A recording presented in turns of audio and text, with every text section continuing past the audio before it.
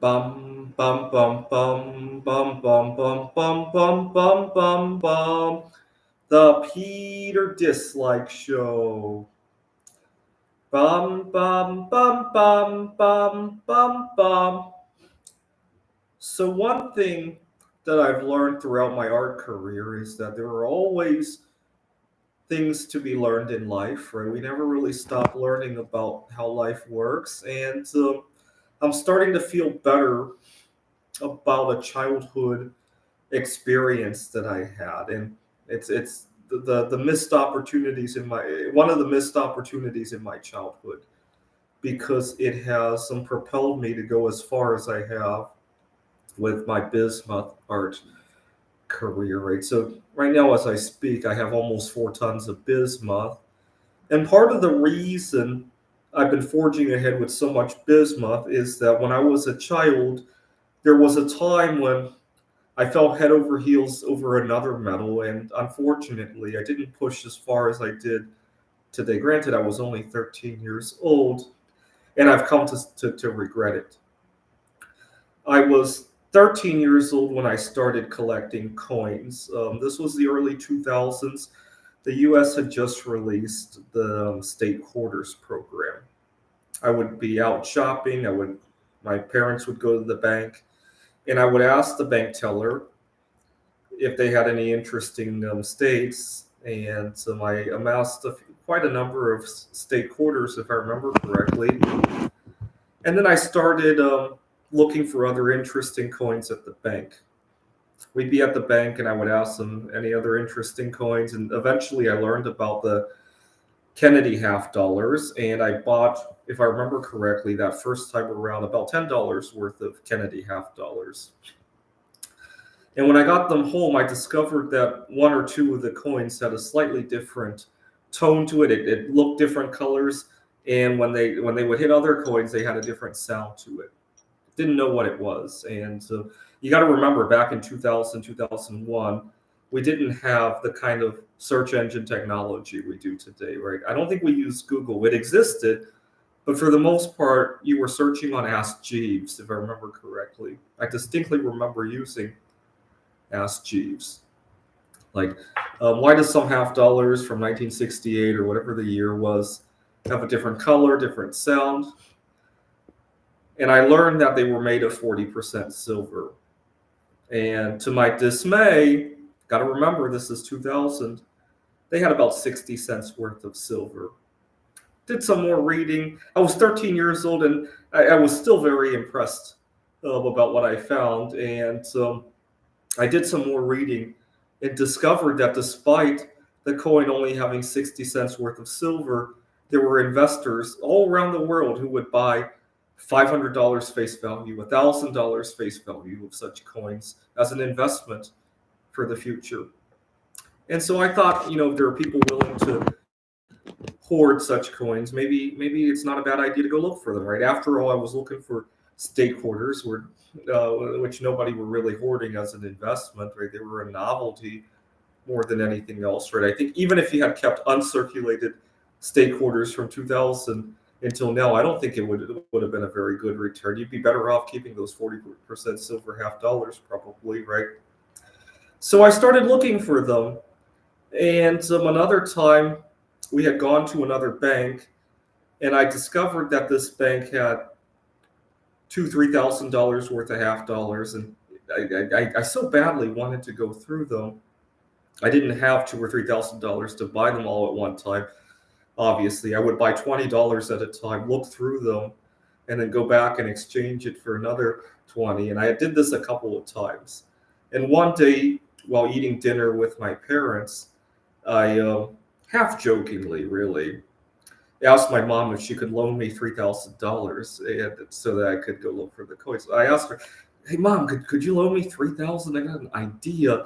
And my mom just lost her mind over that. She must have thought I was dealing drugs or doing some other kind of unusual activity, so some illicit business plan, if you will. And I told her about the silver coins at the bank, and my mom lost her mind even more. She wanted me to focus on my studies. She told me that when I graduate from school, I can make a lot more than just a few silver coins. And she lost her mind at the dinner table with my idea. It wasn't even a very serious idea. It was one of those things that if we could do it, we could do it. Maybe on a Saturday, the whole family could get together to look at silver coins, right? It was more like that, right? If my mom would agree to it, right? And some family bonding time even. But my mom didn't see it that way. And so, long story short, I never got to search all of those coins. I searched some of them. I would get $20 at a time, but the bulk of them, I probably missed out on at least, I want to say there could have been 2 or 3 full rolls of solid silver coins that I missed out on. Probably just my best estimate, given what I did find. Oh well. But my parents lost their mind over me wanting to search silver coins. In the end, the era passed, and I probably accumulated a lot less silver than I could have had I been a little bit older and had my own. Was it more independent? And so it hurts thinking back on it. There was another discussion that my dad and I had. My dad had just lost a lot of money in the stock market in 2001. And I suggested to him that he should take whatever money he had left and buy in bulk 40% silver half dollars, because at the time they were selling for 60 cents a coin. And the most he could lose was 10 cents out of every 60, compared to the 50, 60, 70% he had already lost in the stock market during the dot-com bubble. And my dad lost his mind over it, and he thought that I was distracted. I needed to focus on my studies. Not long after that conversation, 9/11 happened. And one day, my mom and I finally felt comfortable leaving the home again. We were at a bank, and I once again asked the bank teller for half dollars, and my mom lost her mind again. She was like, "Do you realize how stressed out people are given the events this month? And all you want to do is search half dollars. Don't you think there's something wrong with that picture?"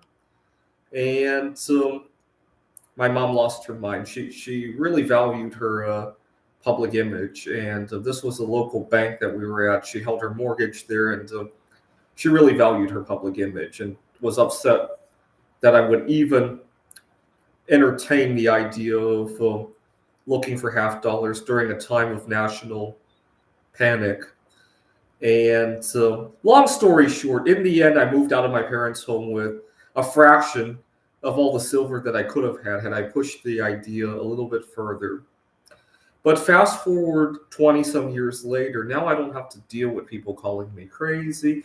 Now I don't have to deal with, I got my own money to invest. Now I don't have to deal with helicopter parenting. I don't have to deal with some of the places I live at give me heck for working with mental weapons like that. That I do have to still deal with. Even then, I find my ways around that. I'm much more independent and able to work my way around that, right? And so I'm not so worried about upsetting the people that I live with. I'm mobile, right? Tomorrow, if I see a job opportunity in another country, I'm off, right? I don't have too many commitments. I don't have children to have to worry about what school district they're going to be going to. I guess I do have some people that I'm connected with, but nowadays we have technology, right? In 2001, you might not have been able to say the same about that, right?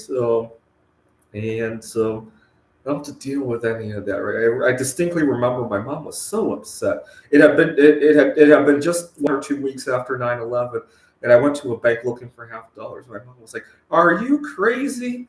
After all that everybody's been through, all you're doing is, do you have any half dollars?" I have to deal with that, right? We could be in the middle of a pandemic, and I'm still out there making business. Actually, during a pandemic, I'll probably make even more because I'll be stuck at home. We could be Russia could be going into war. As long as the business supply isn't being disrupted, I'm happy, right? Fortunately, it wasn't China going to war, right? This is the Peter Dislike Show. Bum bum bum bum bum bum bum bum bum bum bum bum. The Peter Dislike Show. Bum bum bum bum bum bum bum. Bum bum bum bum bum bum bum bum bum bum bum bum. The Peter Dislike Show. Bum bum bum bum bum bum bum.